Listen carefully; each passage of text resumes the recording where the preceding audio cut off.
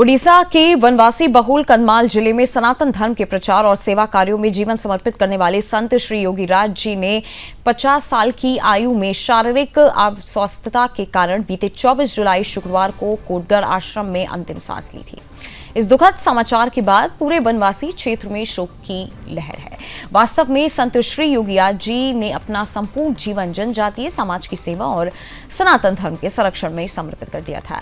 उनका मुख्य काम सेवा के माध्यम से ईसाई मिशनरियों द्वारा किए जा रहे धर्मांतरण को रोकना और सनातन धर्म के ज्ञान से वनवासियों को अवगत कराकर उन्हें दोबारा अपने मूल धर्म में वापस लाना था।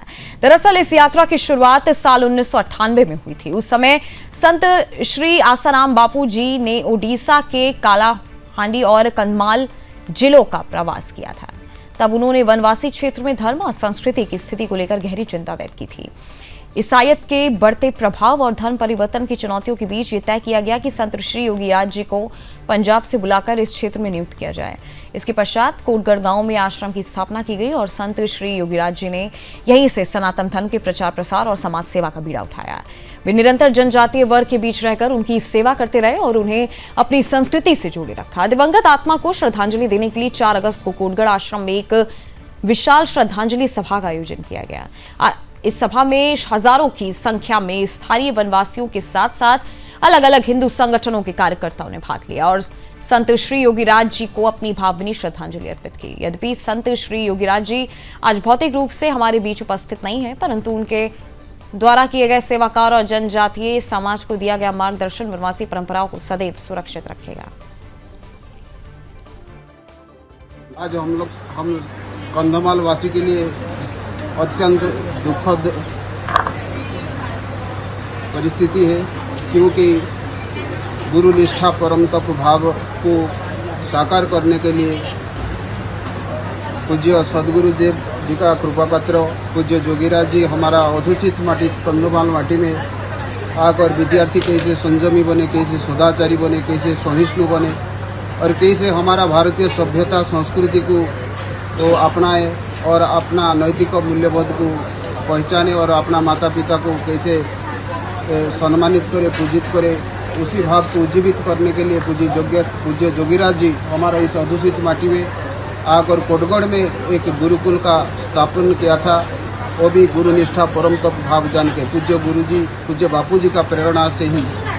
तो अभी हम लोग चिंतित है, क्योंकि जैसे पूज्य जोगीराज जी निस्वार्थ भाव और निष्काम भाव से हमारा इस मिट्टी में, इस कंधमाल मिट्टी में जो सेवा किया है वो अपूरणीय है।